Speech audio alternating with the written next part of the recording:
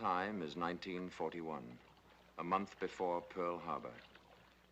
At 11 o'clock on a November night, a British submarine surfaced in the Mediterranean off the coast of Libya in North Africa, behind the German lines.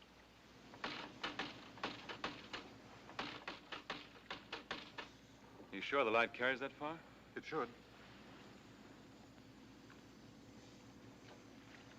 There they are.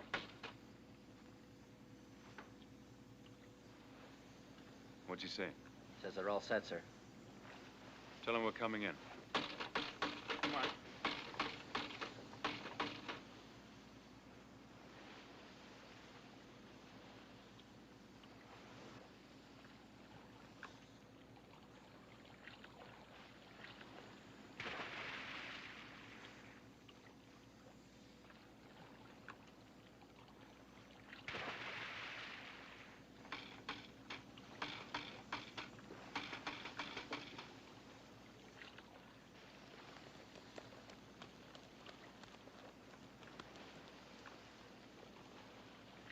These were British commandos, and the purpose of this carefully plotted raid was the death of one man.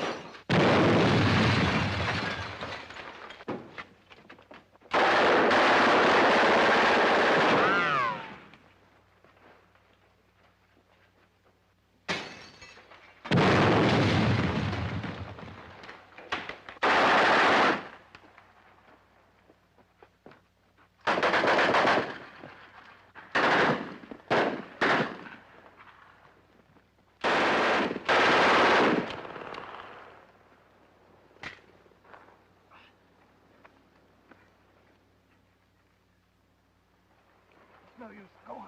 Get out of my arms. No use, I tell you. Get out of here.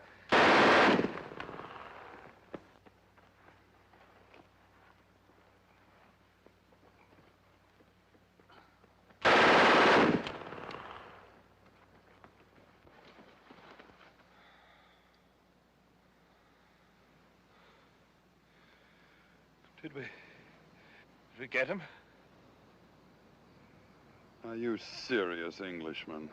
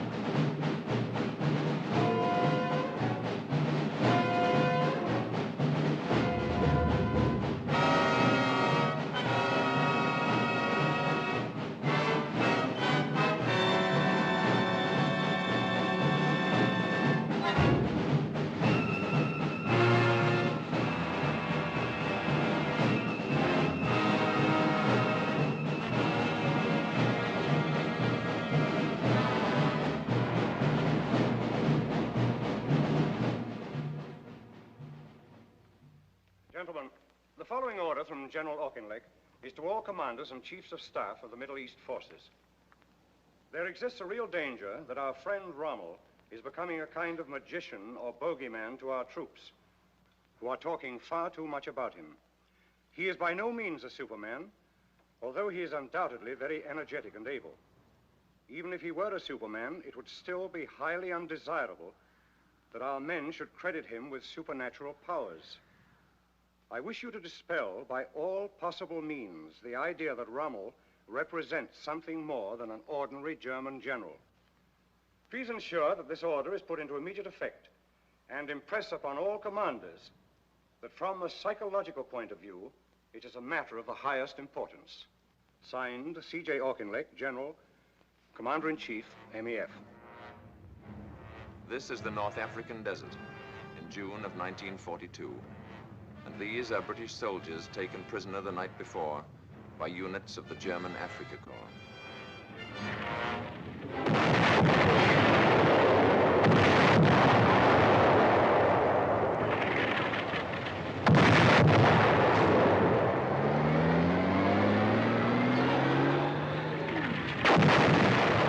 Run, you fool! Run!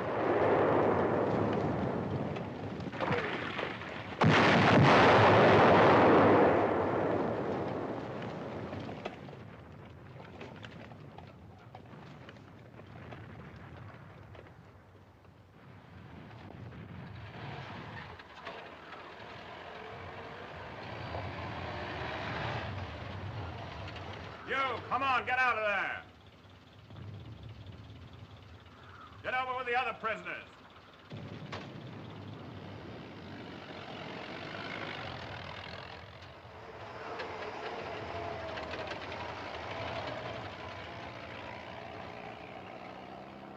Who is the senior officer here?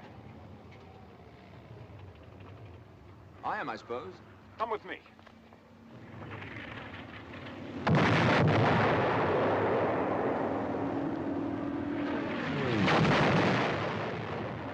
What's your rank? Lieutenant Colonel. All right, Colonel, I want you to go along with these two officers on the flag of truce and tell that battery to stop firing.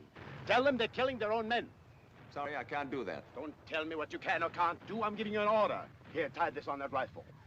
Listen, Major, I'm a prisoner of war. You can't give me any such order. You know that as well as I do. I'm not going to argue the point with you. Either you do as I tell you, or we'll soon find a way to make you. Are you going or not? Major! Major! What's the row?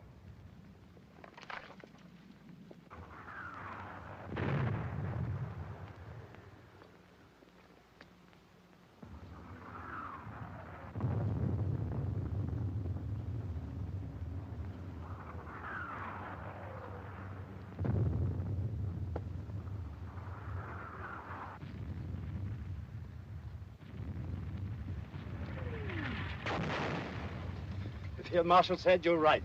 Field Marshal?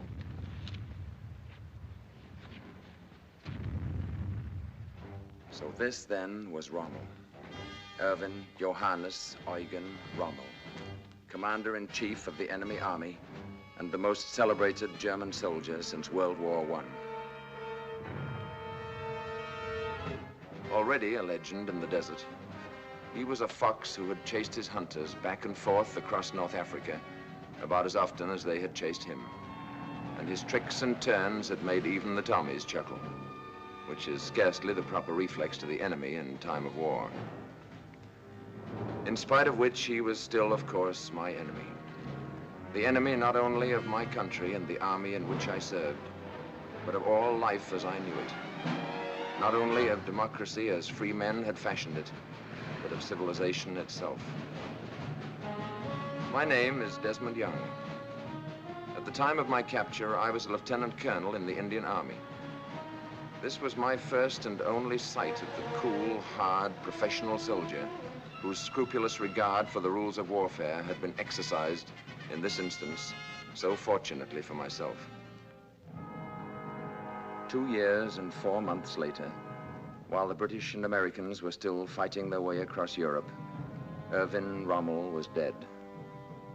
He was dead, the Nazis reported, of wounds gallantly received on the field of honor. But the Nazis were great liars, of course, and many people wondered. For already there were mysterious rumors floating across the battle lines. So, when the war was over and my military life behind me, I gave myself a mission. I set out to discover what actually had happened to him. What was the truth about his death? And on what field of honor had he died?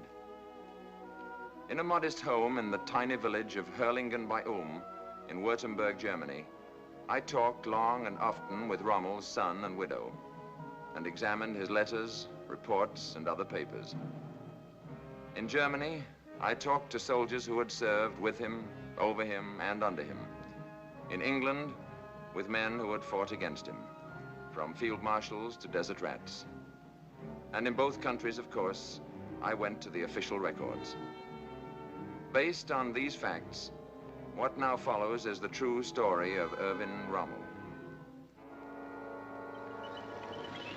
The beginning of the end for this single-minded soldier came at 9:30 on the evening of October the 23rd, 1942, when at El Alamein, 6 miles of British guns... Fire!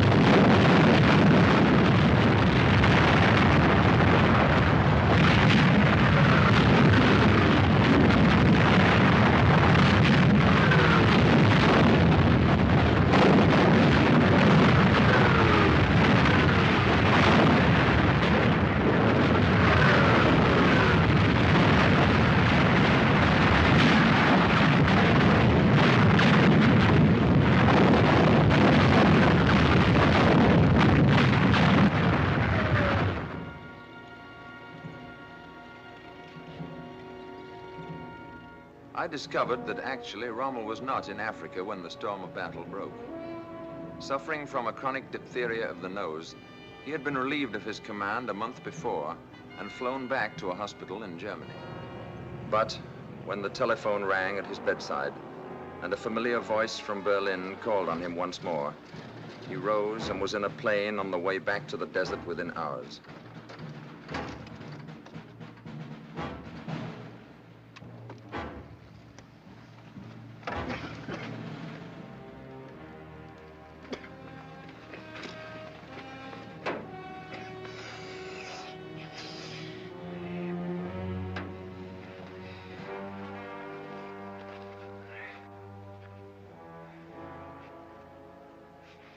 Thank you, Wagner. Still a dandy, I see. Just luck, sir. Good to see Welcome you. back, Glad to sir. see you, sir. Shall we take a look at those maps? Over here. Have you been byline? Oh, very well, I suppose. Did you see Frau Rommel? Yes, she came and stayed a week at the submarine. She and Manfred. Well, I hope. How does it look today? Oh, they simply got too much for us. Too much of everything. If they keep this up much longer, I've no idea how we're going to get out of it. Not with the amount of petrol we've got, anyway. Oh, we've got petrol, haven't we? Some, but not enough. You mean it's still on the way? Neither on the way nor any prospect of it. Who told you that? I've talked to Rome 3 times in the past 2 days. There's no petrol on the way, nor any committed to us, as of 10 o'clock last night. Schultz. Aldinger.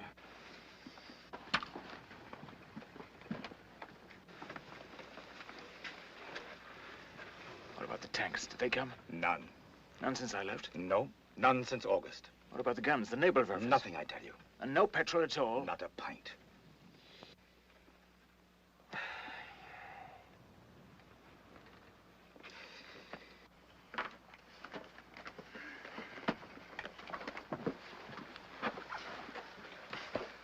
This is correct in the hour. Give me a stool, will you?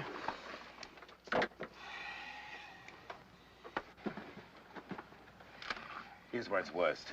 The 15th's in a bad way, barely hanging together. They drove everything What's in there. this? The Trent Division, they came in here. Yes, I see now. How far's this armor? No further. They're doing pretty well. Where are my maps?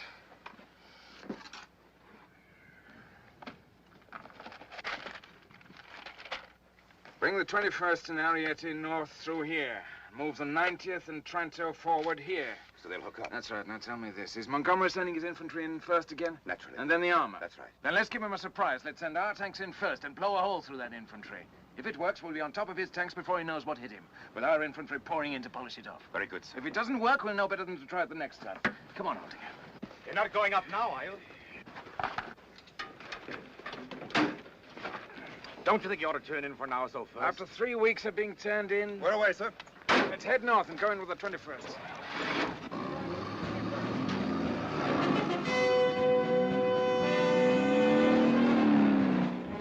But there was now another fox in the desert, an even craftier one perhaps. And if the battle boiled into confusion during the next few days, it was a confusion that was clearly more and more in Montgomery's favor.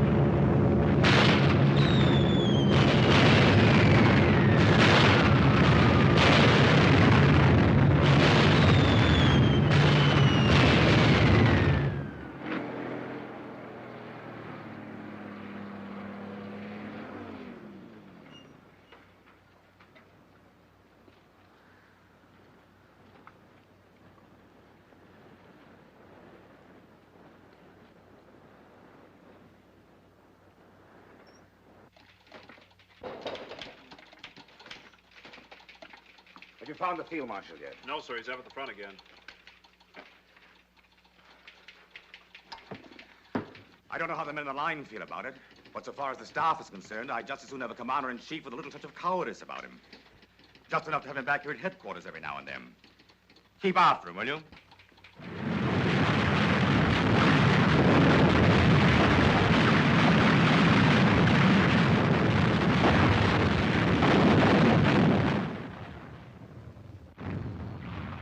By the 10th day of the battle, not even Rommel could have any doubt as to its outcome.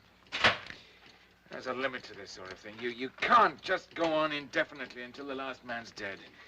It's all very gallant and all that, but it's also pretty idiotic. Fontoma wants to pull back to Daba. What about Müller? No answers yet, sir. Where are you from, son? Goslar, sir. Really? I was stationed in Goslar once with a mountain battalion. We did a lot of skiing there. Do you know that run? Very well, sir. Are you any good? Well, sir, 2 years ago... Are you sure Rommel understood I had to have an immediate answer? Yes, sir. I had him repeat it back to me. Are you keeping after Müller? Yes, sir. Should you try Berlin? Of call if he can. Nothing yet, though. No, but he knows the situation. I sent him the whole story last night. If there's anything he can do, he will. No matter what you say to Berlin, we're only a sideshow, and you know it.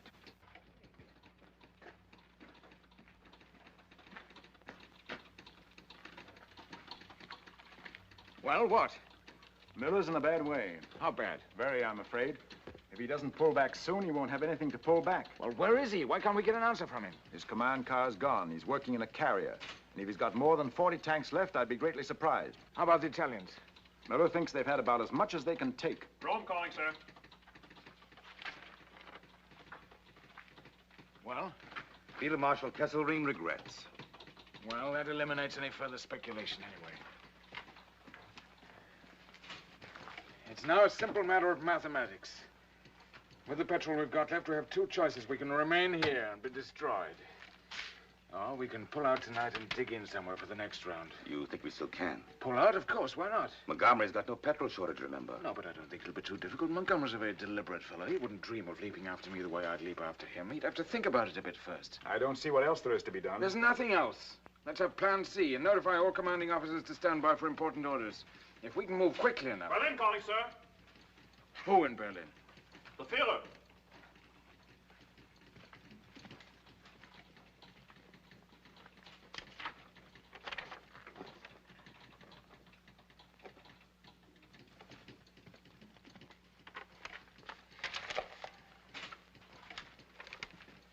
Signed Adolf Hitler. The situation requires that the El Alamein position be held to the last man. There is to be no retreat, not so much as 1 millimeter. It must be victory or death. I can't believe it. We still got Berlin? Yes, sir. Ask him to repeat that message. Yes, sir. I know, but it's not him, I tell you. It's those hoodlums again, those thieves and crooks and murderers, those toy soldiers, those dummy generals with their books and charts and maps and pointers. How can he listen to such nonentities? How can he even stand the smell of such filth? Why doesn't he slaughter the lot of them and use his own intelligence? I have you repeat, sir. Well, go ahead, read it. The situation requires that the El Alamein position be held to the last man. There's to be no retreat, not so much as 1 millimeter. It must be victory or death, signed Adolf Hitler. It's incredible. You're not going to pay attention to such nonsense, are you? It's an order, Byline, a military order from General Headquarters. A clear, straight, stupid, criminal military order from General Headquarters. And what are you going to do? Double the insanity by obeying it? We've got the best soldiers in the German army here. They may be just hanging on now, but they're still a force. They're still fighting. If we take them out now, they can fight again tomorrow. But this is sheer madness. It's out of the Middle Ages. Nobody has said victory or death since people fought with bows and arrows. Why, this is an order to throw away an entire army. If I may remind you, sir, here in the field, these men are yours, not his. I just can't understand it. I can. He's insane. He's not insane. He's... But neither am I.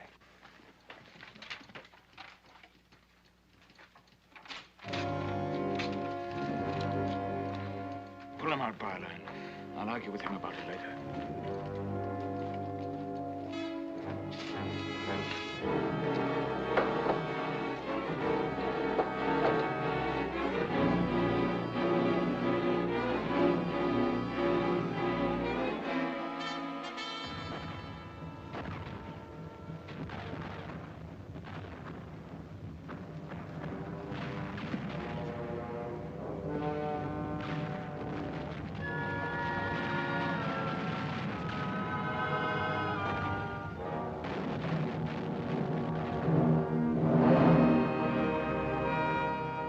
Came in Tunis, when the Axis forces were caught between the British, the Free French, and the Americans under Eisenhower, and surrendered unconditionally.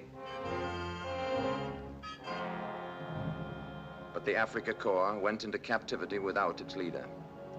For, a month before the end, Rommel had again fallen ill and been invalided back to the hospital in Germany.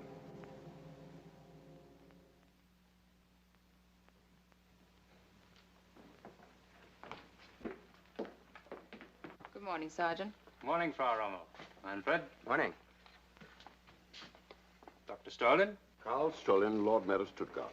Dr. Strollin is an old friend of the Field Marshal's. I understand you'll find him much better this morning. All he needed was a little rest.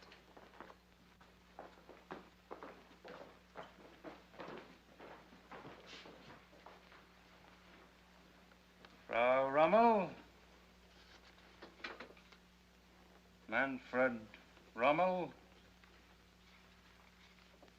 and Dr. Carl Strolin. From Stuttgart? Not only from, but Lord Mayor of. And don't tell me he's on the list.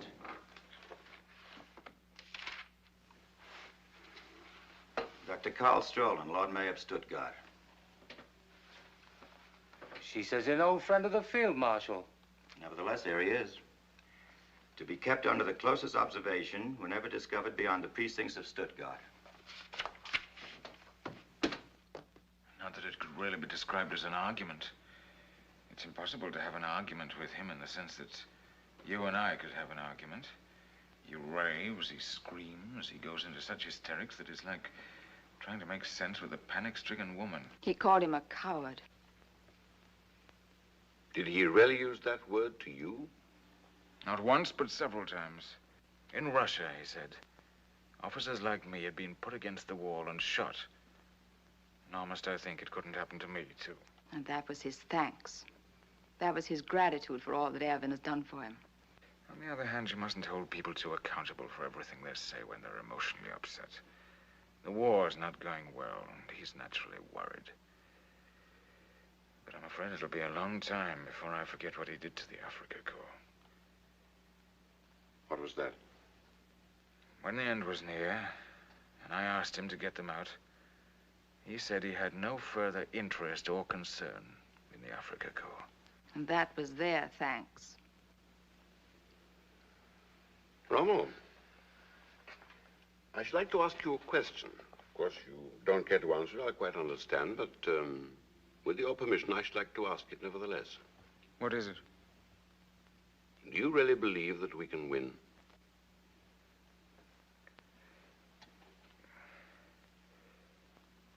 I'll tell you what he believes. Yes? He doesn't think so. He told you that himself? He did. And he understands what that'll mean this time. Apparently. Then why do we go on? Because we have no choice. Because no country we're fighting, England, America, or Russia, will make peace with him. He admitted that. And it's the truth, of course. In other words, while he remains as leader of Germany, we must fight on until we're destroyed. Victory or death, as ever. So I take it that he didn't mention the obvious solution to the situation. What do you mean? Abdication. No, my dear Strolin. I'm afraid we must go, dear. Must you already? I have a train to catch. We'll come back after supper. Let's have coffee together.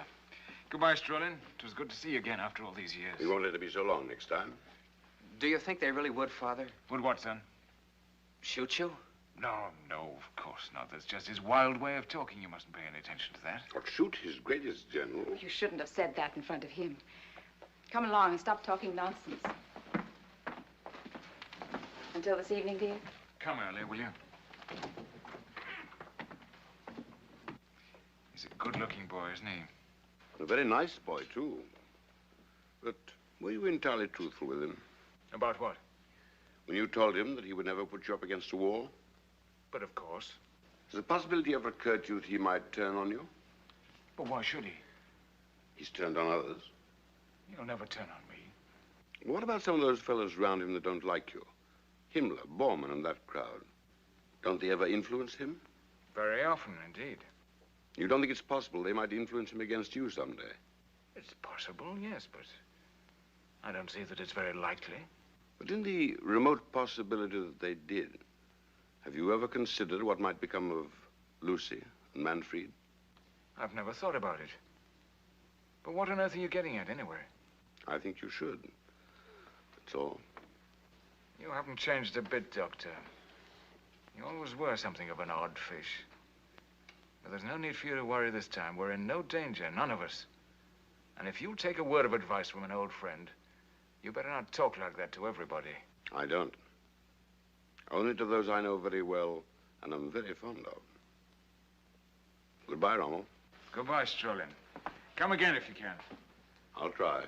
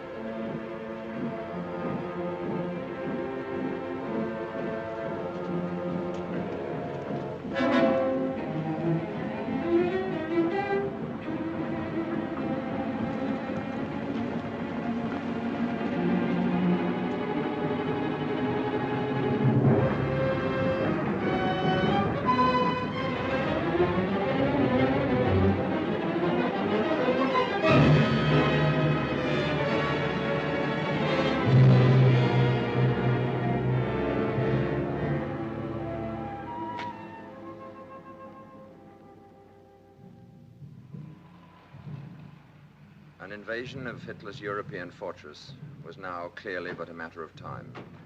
And in November of 1943, Rommel made a tour of inspection of the Atlantic defenses, preparatory to taking command of the Nazi forces that were gathering to resist the assault.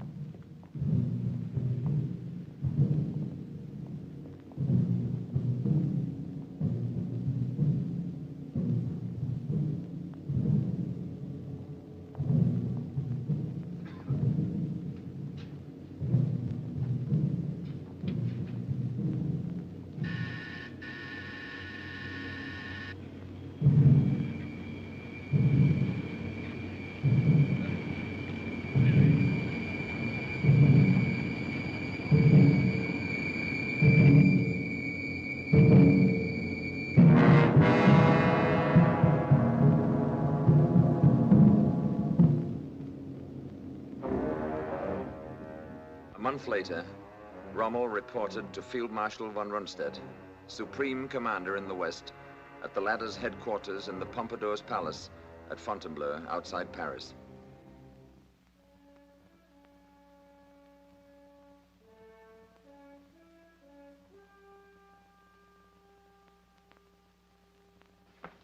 Field Marshal von Rundstedt, gentlemen.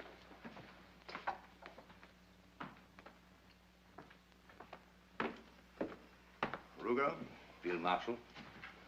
Gentlemen.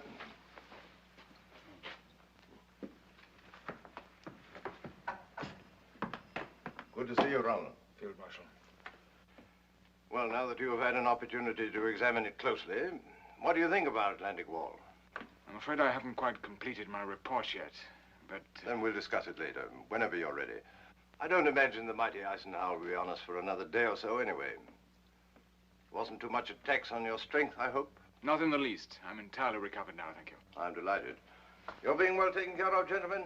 Yes, indeed, sir. Bow, will you be so good as to divert our friends while Field Marshal Rommel and I have a few moments of private meditation? Yes, sir.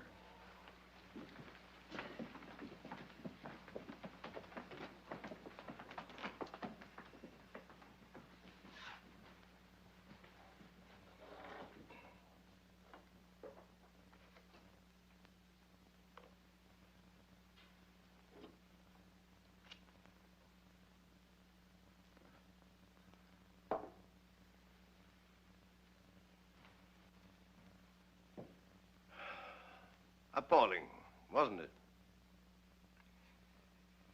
You can't even see why it's called a wall. The big ports like Havre and Ostend and Cherbourg are protected well enough, but the enemy's not coming in on the Queen Mary. Nothing at all has been done about the beaches. Why, I saw 50 places where an army of children could come ashore. The trouble is labor. We have the plans for fortifications the devil himself couldn't breach. Solid steel and concrete from Denmark to Spain. But I'm afraid our French friends aren't being as cooperative as they might be. Even when driven to the job, they move like snails. Either we break it up while they're still waiting ashore, or we're in trouble. Is that the way you'd meet it? Stop them on the beaches. Crowd the water with mines and traps and tricks and hit them while they're busy trying to keep themselves from drowning. Here. Down here. And here. I don't agree with you. But the difference of opinion will probably remain academic. As it happens, neither you nor I will determine the tactics in this operation. Not above the regimental level, anyway. You mean Berlin? I mean the Bohemian corporal himself is assuming sole and total command of this operation. You and I will function simply as instruments of his astrological inspirations. And in case you're afflicted with an understandable skepticism, this is official. But that's an utterly impossible situation. Then you should by all means explain that to him. You've made no protest yourself?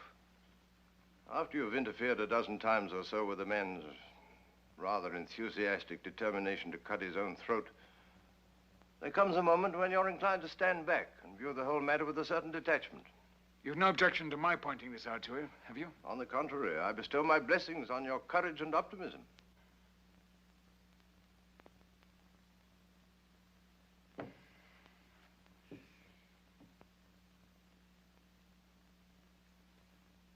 I'm told you once referred to me as a clown. The clown of Hitler's circus. Oh, did I? If so, I think you should know I've been a great deal more explicit about you, many times. That's quite all right, Field Marshal. I find it almost impossible to keep my mind on anything harsh said about me. Did you say it? Whoever said it, you've given him ample reason to regret such a foolish remark. Thank you, Field Marshal. Not at all. Is there anything else? I don't believe so at the moment. One suggestion, perhaps, in view of our cordiality. If I were you, I wouldn't be altogether unguarded about what I had to say about this new strategic arrangement. I think you should know that from now on, you'll be under more or less constant observation here. From Berlin? Friends of the management, I believe. Have you any information as to why I should be singled out for such attention? Oh, but you're not. We all are. Apparently you didn't have it in Africa. But here on the continent, it's an honor that goes with staff rank. You too? My dear fellow, I'm the commander-in-chief.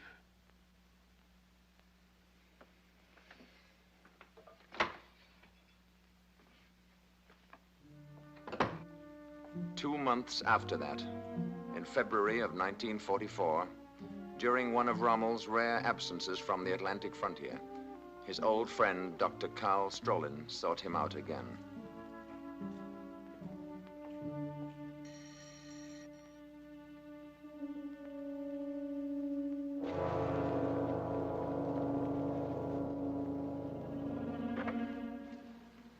Good afternoon, sir. Good afternoon. Dr. Strolin to see the Field Marshal and Frau Rommel. Come in, sir.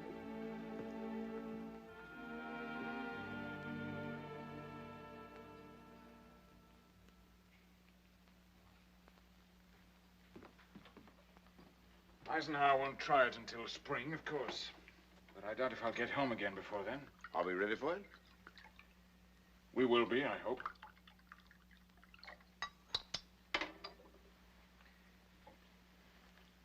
To your very good health, Doctor.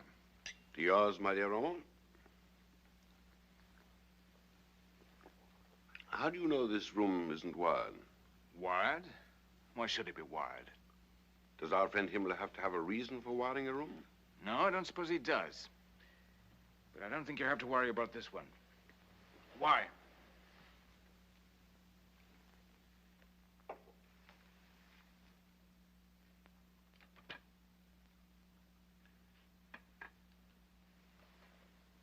Because I want to talk to you without being overheard. About what? About the Hitler situation. If this is politics, Strolin, I don't want to hear it. Had you rather see Germany destroyed? It's not a matter I want to discuss, I tell you. And I'm surprised at you. That's a communist position. Oh? Is it? Defeat against him, all that sort of thing. Unite us. Would you call General Beck a communist? Of course not. Or Karl Gödler, the Lord Mayor of Leipzig? I've never heard that he was. What about Falkenhausen? No, but... What about Heinrich von Stupnagel? No. And von Neurath and von Hassel? Are they communists?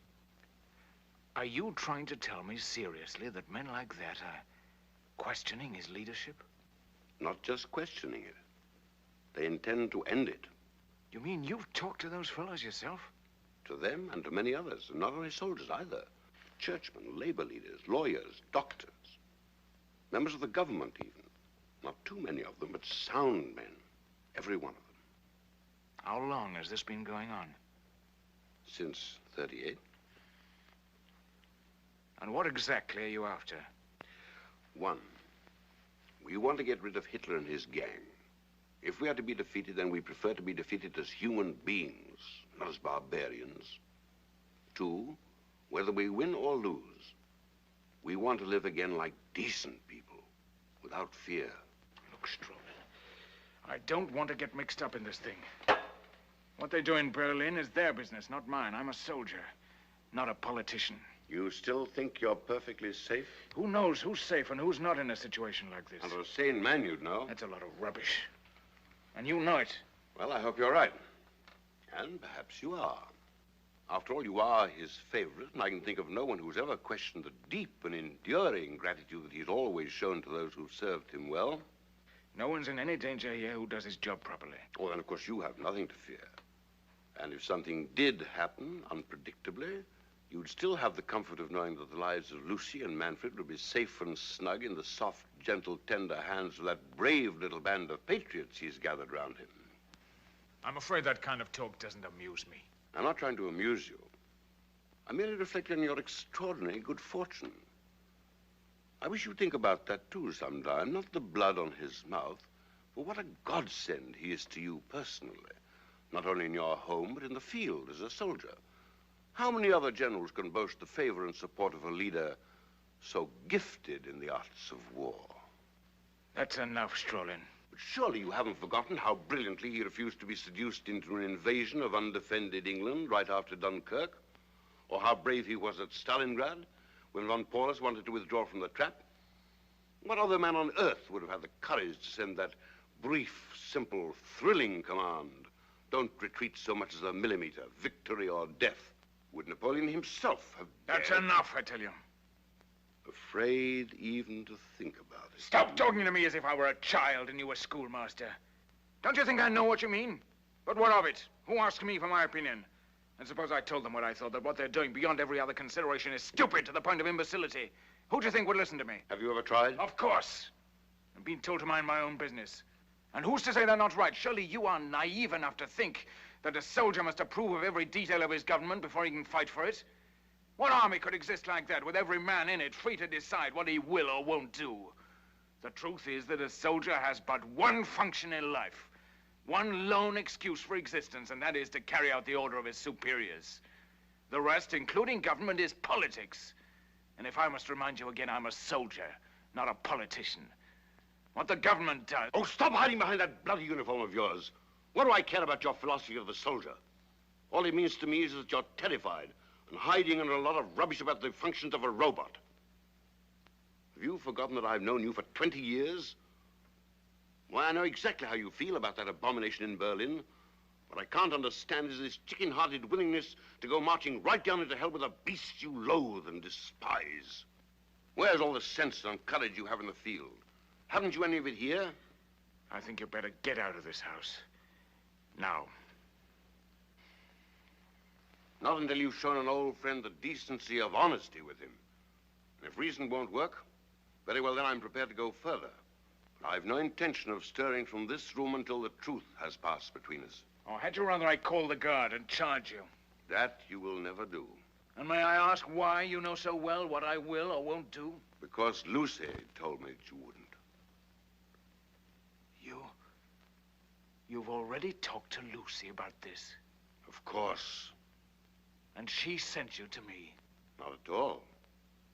She merely told me how you really feel about our sainted leader and his glorious reign over Germany.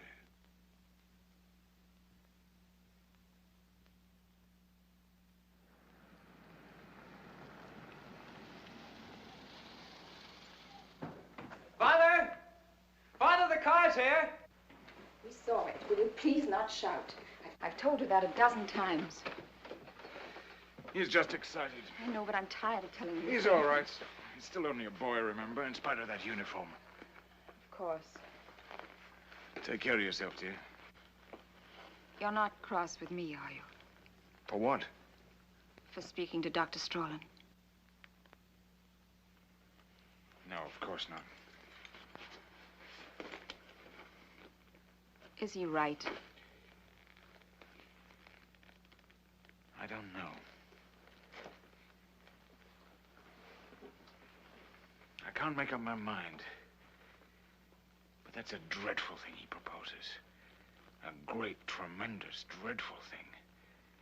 I don't know that I can go along that far with him. Then you shouldn't, if you don't think he's right. I didn't say he wasn't right, but even so, is that the only way to handle it? Treason.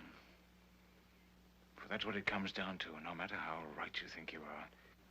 You think it would be better to let things go along as they are? No, I don't, but there must be some better way of handling it. I mean, if I could see him alone again and explain this situation to him.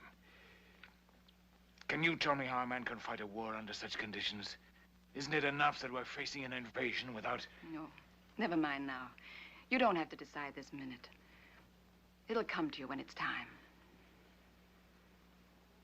What do you think, really?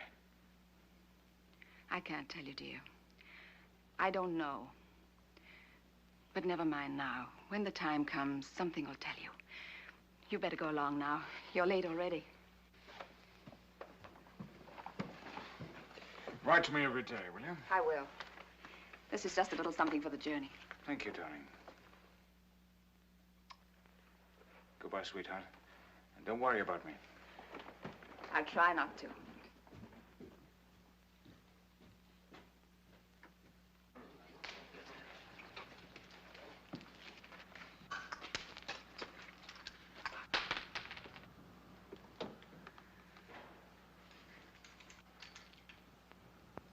That's all, please.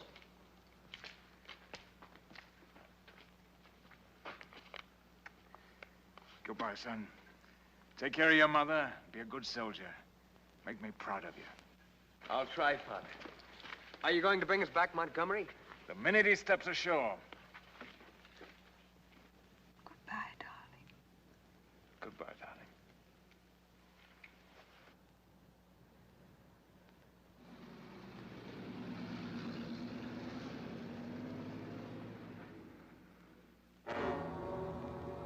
And then, finally, after 4 long years of preparation, it came. D-Day. And the greatest armada and the vastest movement of men and arms in the history of the world rose from England and set out for the assault on the beaches of Normandy and the German fortress of Europe.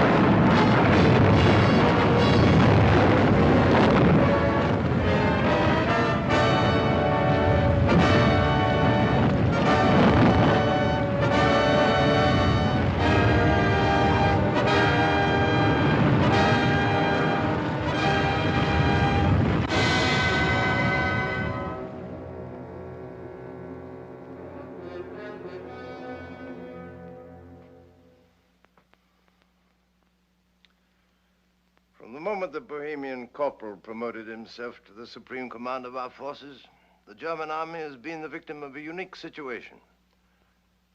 Not only too many of the enemy, but one too many Germans. You don't think he's ready to give us the 15th Army yet? I don't see how he can, under the circumstances. His astrologers have informed him that this is only a feint, that the real invasion is yet to come, north of Calais. The 15th Army is sitting on those cold beaches up there, waiting for an invasion that has already taken place, is an excellent example of war by horoscope. We've got to have those troops. If we're not allowed to maneuver, we've got to be able to support these positions. We got to see him again about it. I tell you this in confidence, Rommel. I don't think anything we can do would be of the slightest use. The pattern for defeat has already been set. Hold fast. Don't give up a millimeter of ground. Victory or death. Wars simply can't be won by men whose knowledge of tactics is based on copybook maxims. They may stir schoolchildren, but they don't stop troops. But give me a free hand for a few months and I'd make them pay for it. I'd make them pay such a price in blood they'd wish they'd never heard of Germany. I might not be able to stop them all, but they'd know they'd fought an army, not a series of stationary targets. But he'll never let us, of course. You know how firm corporals are.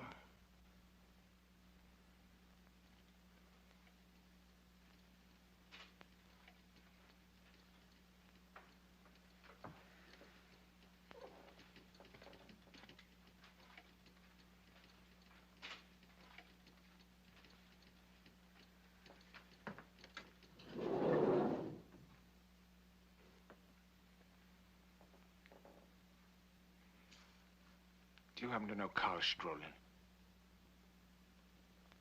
Strolin? The Lord Mayor of Stuttgart. I remember that name from somewhere. Or Dr. Goerdeler of Leipzig.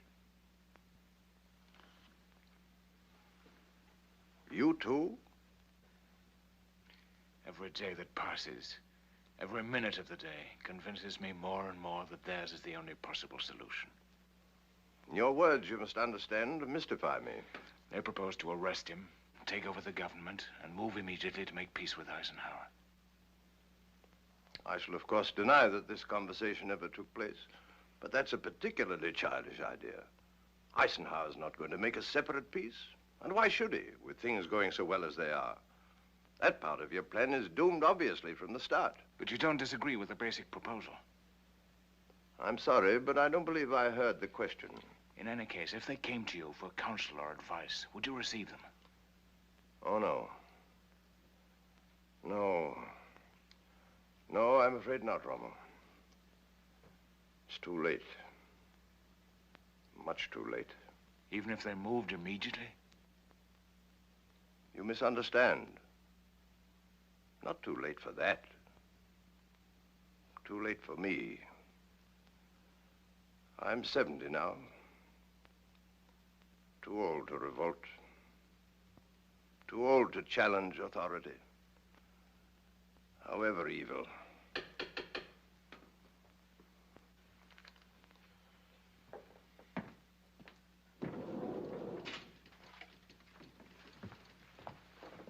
Berlin calling, sir. Marshal Keitel.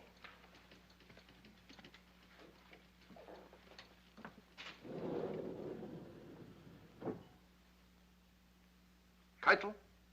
Von Rundstedt. Here. Is this true about Cherbourg? I'm afraid so. But this is dreadful. How can I give such news to the Fuhrer? You've reported misfortune to him before. Why should this one present such a problem to you? But that's just it. We've had nothing but bad news for weeks. Isn't there any good news I can give him at the same time? Have you checked on the Russian front this morning? We're not discussing the Russian front. We're discussing yours. This whole situation in the West becomes worse with every report. I'm actually embarrassed to have to give him another disappointment like this. Can't you think of anything we can do about it? Certainly. Give us those 90 divisions of the 15th Army who are sitting around Calais playing cards. You know that's impossible. The Fuhrer has already explained the necessity for leaving them there. Very well, then. Give us permission to pull out of Normandy and set up a line that we can defend properly. Your orders are to fight where you are, and that's exactly what he expects you to do. Is it possible you have no better suggestion than that? One very much better, in fact. Make peace, you idiot.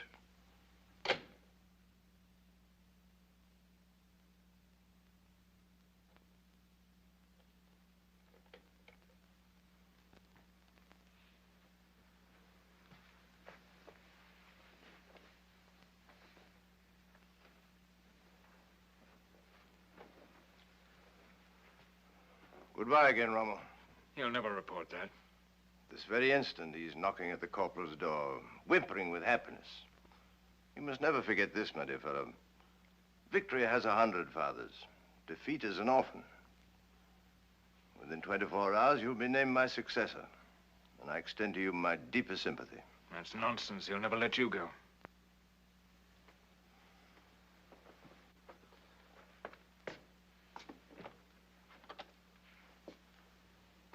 But not too old, I might add, to wish your friends the best of luck in that extremely interesting project.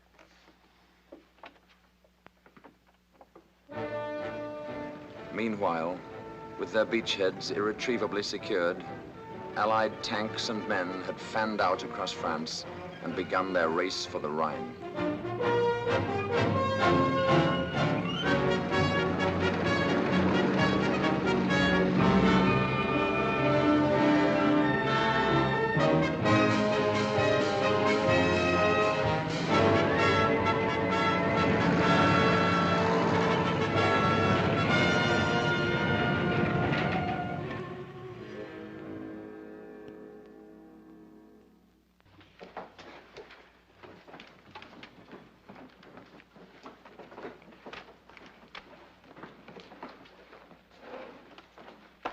These where you can get to them quickly. Also those files there. Keep the key yourself and use your own judgment about the rest of it. Very good, sir. Field Marshal.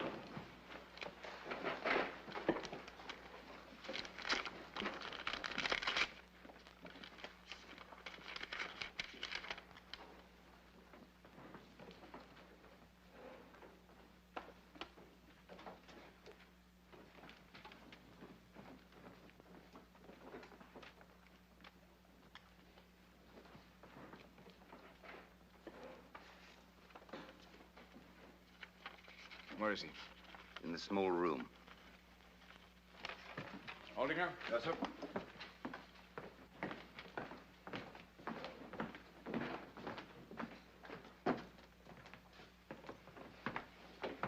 Colonel? I'll try to be as brief as possible, Field Marshal. Perhaps you better keep an eye on the corridor. Yes, sir.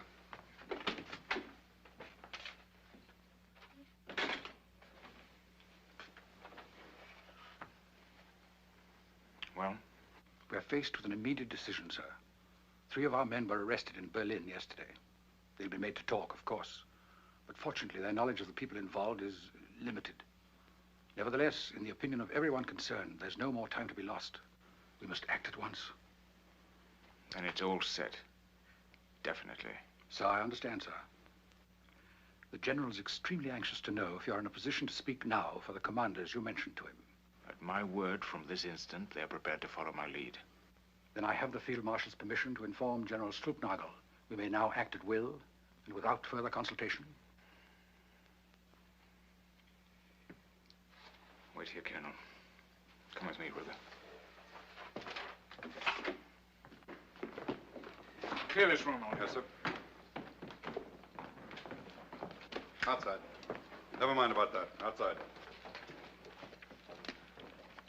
Field Marshal Rommel speaking. Put me through to Field Marshal Keitel. I've got to be certain. Absolutely certain. We can't go through with this if there's even the remotest sign of sense there.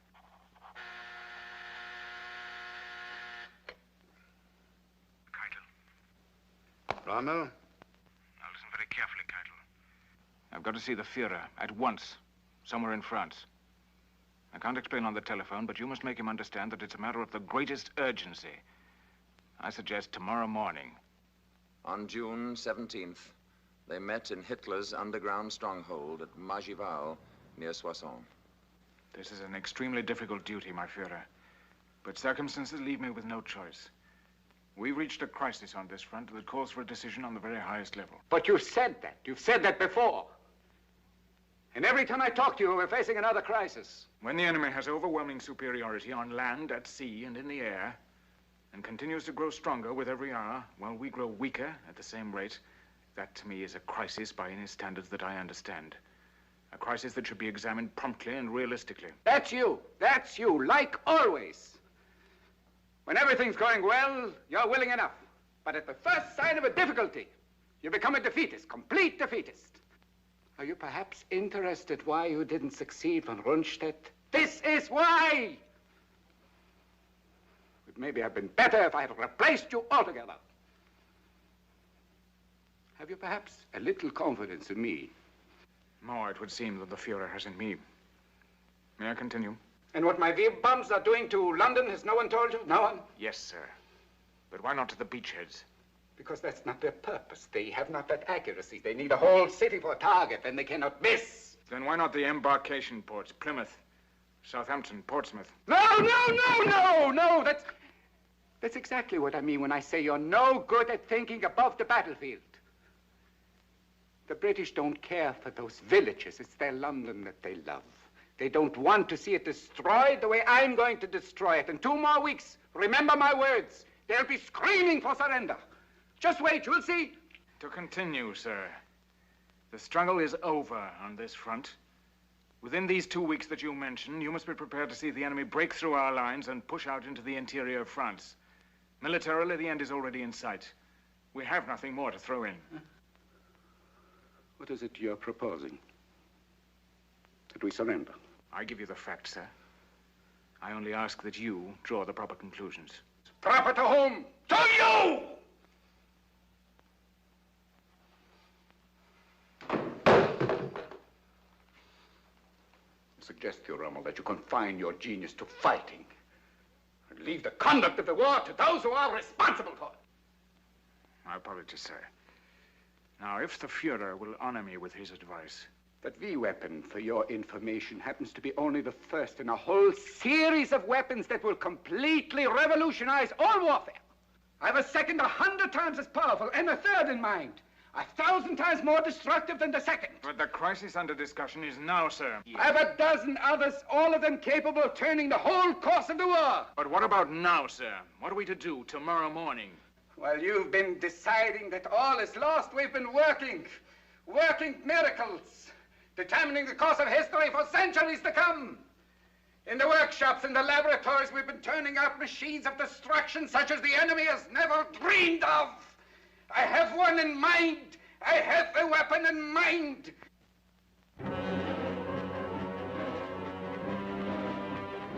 Now definitely committed to the plot to assassinate his Führer, Rommel was still trying to whip fight into his crumbling front, when on June the 17th, on a country road near a village with the ominous name of Montgomery,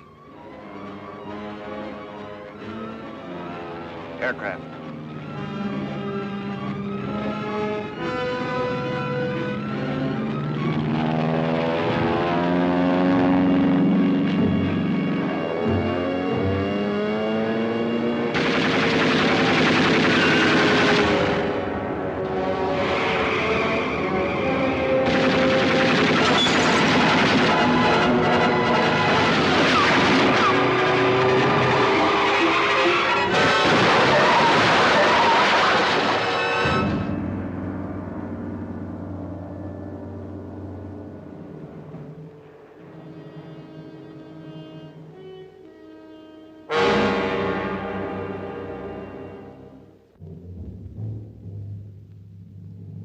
later, on July the 20th, while Rommel still lay unconscious in a hospital in France, Adolf Hitler and his staff gathered for their fateful conference in a fortified barracks at his headquarters in East Prussia.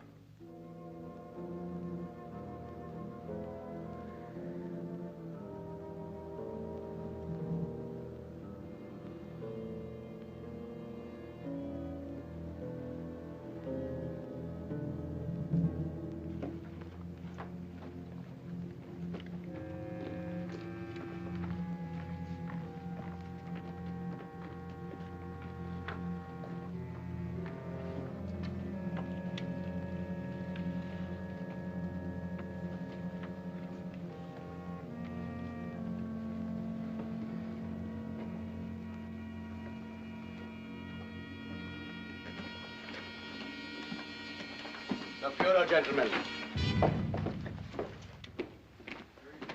He handles his panzers like a cavalry officer. Thank you, gentlemen.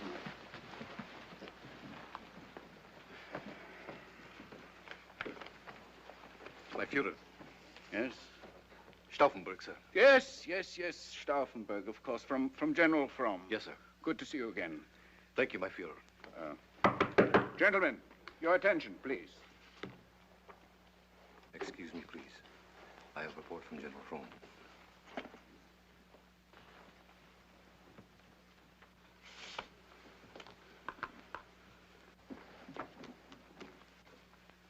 Where's Scaring? On his way now, sir. Well, when you're fat, you don't move so fast. Huh?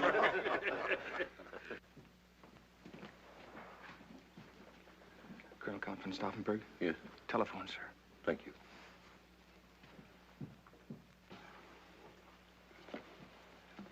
Excuse me.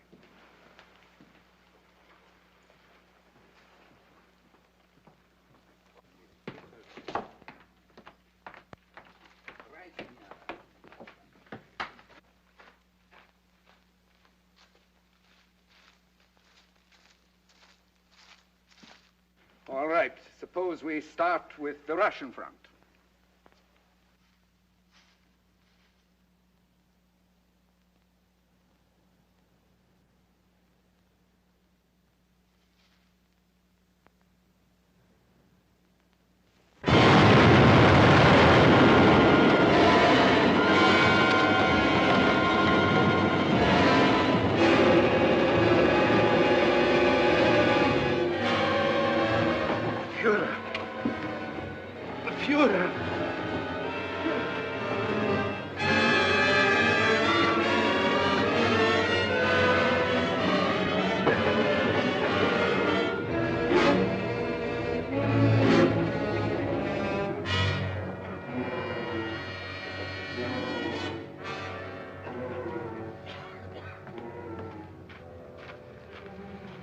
Are you all right, my Fuhrer?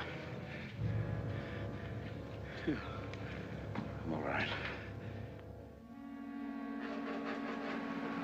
For that failure, 5,000 suspects paid with their lives during the few days that Hitler spent in hospital.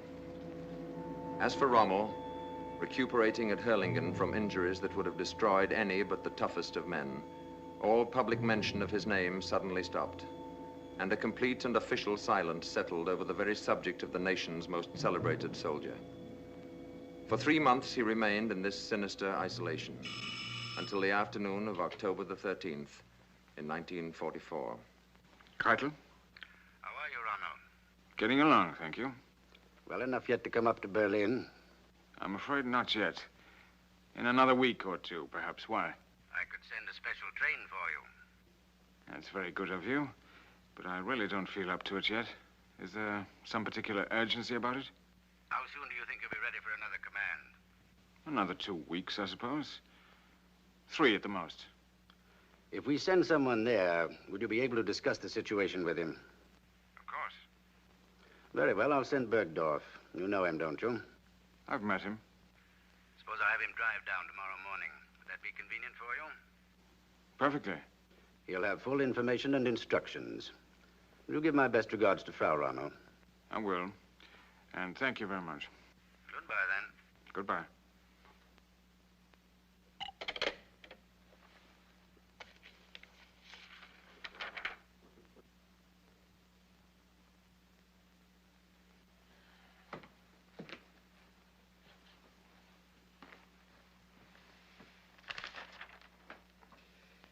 Keitel. He's talking about another command again. When? When I feel like it, I suppose.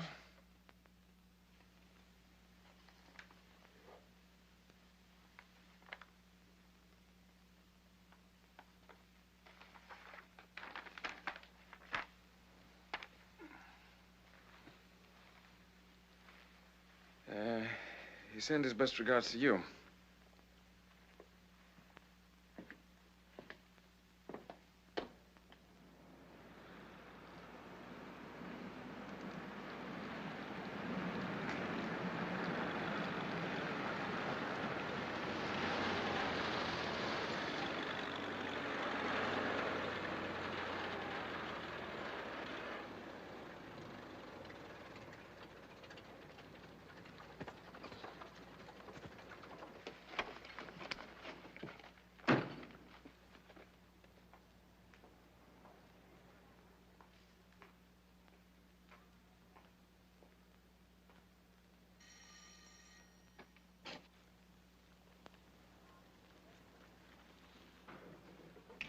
We're here to see Field Marshal Rommel. I'll tell him, sir. Would you tell him that... Come in, Bogdorf.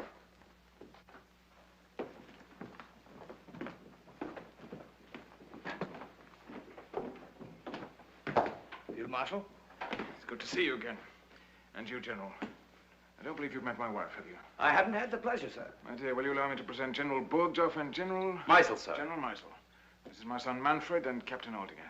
I hope you're not too tired from your journey. Not at all. Thank you, Frau Rommel. Have you time for luncheon and a glass of wine first? Thank you very much, sir, but we're due back in Berlin as quickly as we can make it. Very well, then. If you'll excuse us, dear. This way, gentlemen. Our apologies, Frau Of Rommel. course. But I'm terribly disappointed. Another time, perhaps. I hope so.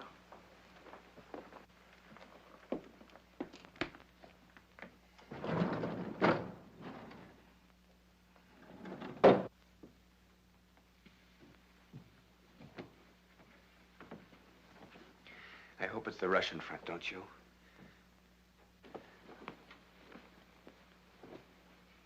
Make yourselves comfortable. Smoke if you wish. I'm not like Montgomery. Smoke doesn't make me unhappy.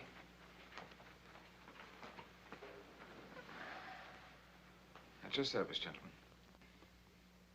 We come directly from the Fuhrer, Field Marshal. Yes?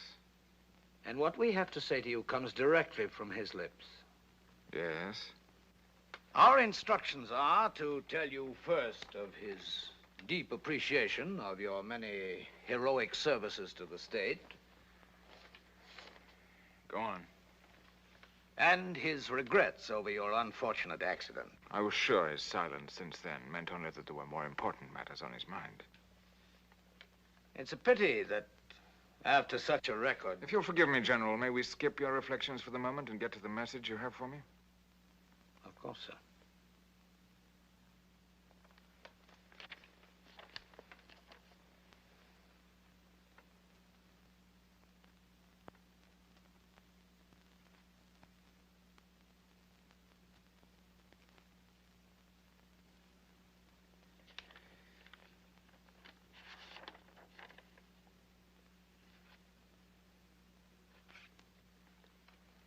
You'll observe that the charges are supported by an overwhelming body of testimony. I can read, thank you.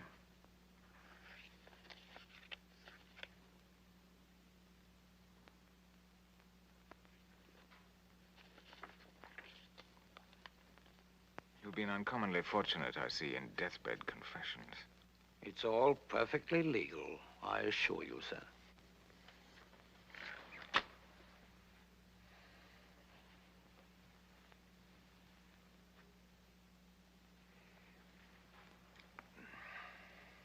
You may inform the Fuhrer that I look forward to answering these charges in court.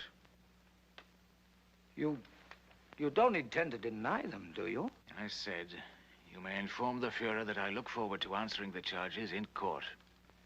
The Fuhrer is extremely hopeful that this matter can be settled without exposing it to the inevitable publicity of a court trial. Very well, then. Let him withdraw the charges. His view is that nothing but harm for everyone could come from a trial. My orders are to remind you in the strongest terms possible of the damage that testimony like this could do to your name and reputation. But what does he expect me to do? Plead guilty? To you? Well, naturally, not that, of course. I know what he wants. He wants me to keep my mouth shut. He doesn't want me to speak out and tell what happened where it can be heard.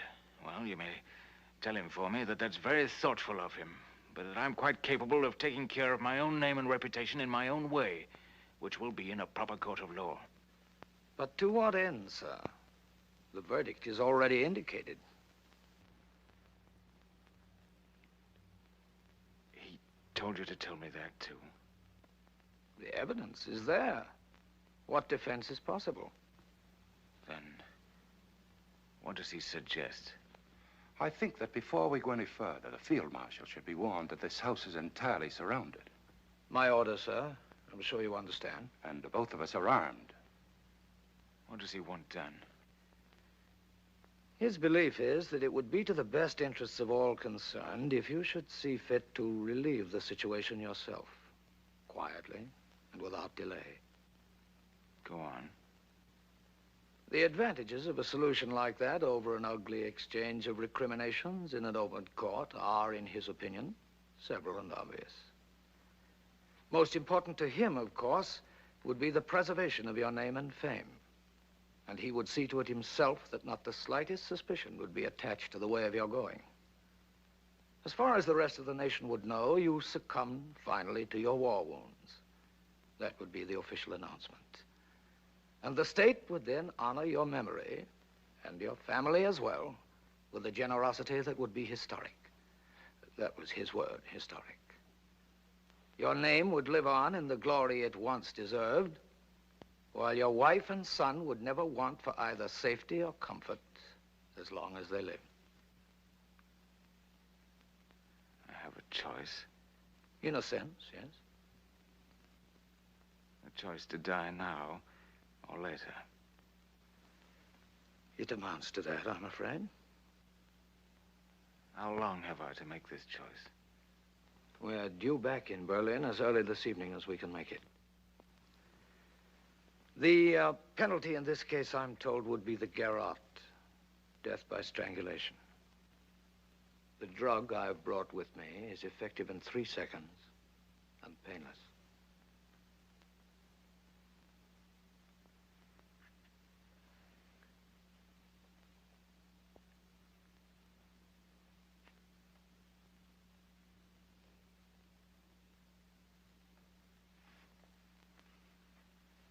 Tell him for me that in spite of the disadvantages you've been kind enough to point out, I'll take the trial.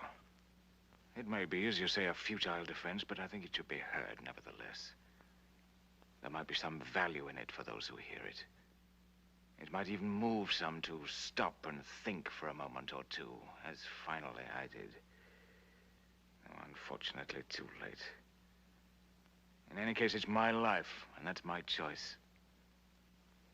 I confess my disappointment with your choice, sir. My heart, of course, bleeds for you. The unfortunate part of it is that if you insist on a trial, I have no authority to offer any guarantees for the safety and comfort of your son and widow.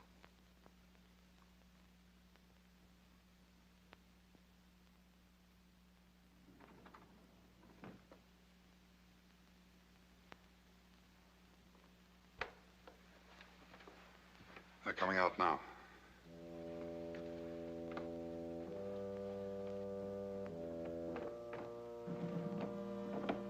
All over, sir?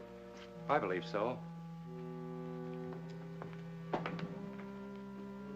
We'll wait outside, sir. I won't be long. No, we hardly expected such a...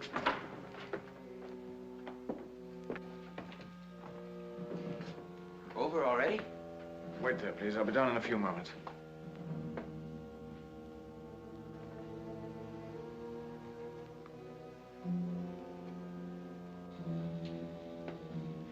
What is it, Irwin? I want you to be strong, darling. I want you to be very strong and very brave. Do you understand? I've got to go away now, and I won't be back. Do you want me to tell you any more? There's no way out. No. But it won't be too terrible. They're giving me a drug. It's painless and effective immediately. We're leaving now, and I'll do it as quickly as possible. We've got guns. Can't we make a break for it? No, there's nothing that can be done. They've thought of everything.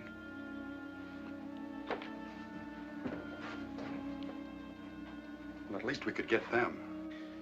There's nothing to be done, I tell you. I've got to do exactly as they say. Yes.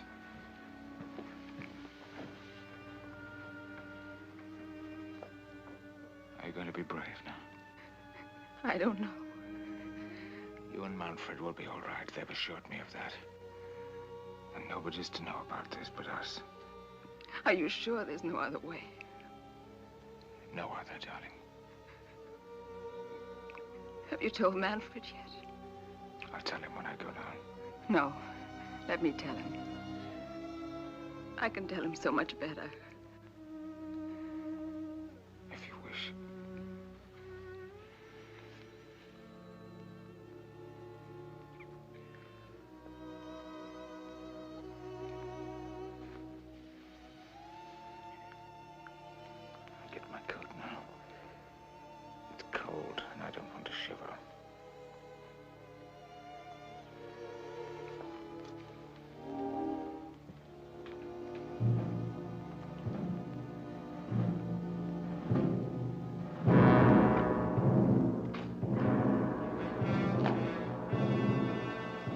marshal's coming out now.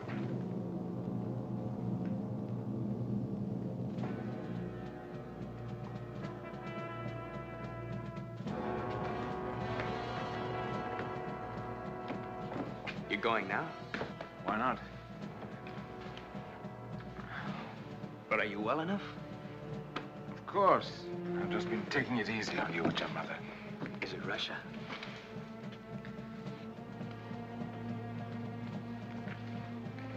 Goodbye, Aldinger. Old dear friend. Goodbye, sir. Take care of him. Yes, sir.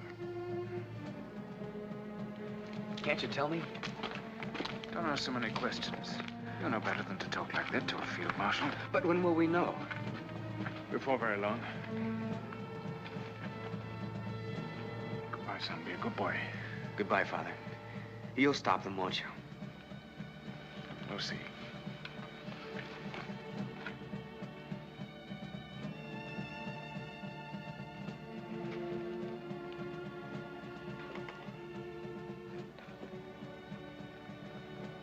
Goodbye, dear.